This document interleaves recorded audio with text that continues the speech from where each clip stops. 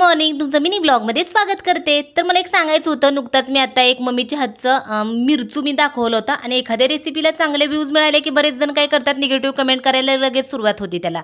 आणि मला पण झाली सुरुवात. आता बरेच जण म्हणतात की मिरचू केला आहे, त्याचे देठं वगैरे काढले नाही. तर त्यांना मला सांगायचं आहे, आमच्या गावाकडे जे कोण आहेत नाही ते सगळे मिरचू करताना मिरचूची देठं अजिबात काढत नाहीत, मिरची तशीच वापरतात.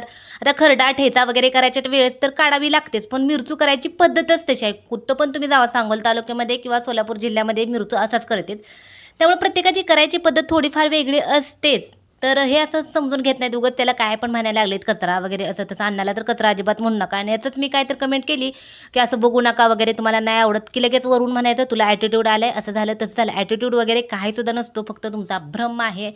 आणि उगाच तसं जेवणाला तर अजिबातच खरं नावं ठेवत जाऊ नका. चला जाऊ द्या, आता इथं पण मिरचूच दिसतोय तुम्हाला. आता हा मिरचू बघून पण नावं ठेवू नका. चला या तुम्ही सगळेजण पटकन जेवण करायला आणि बाय.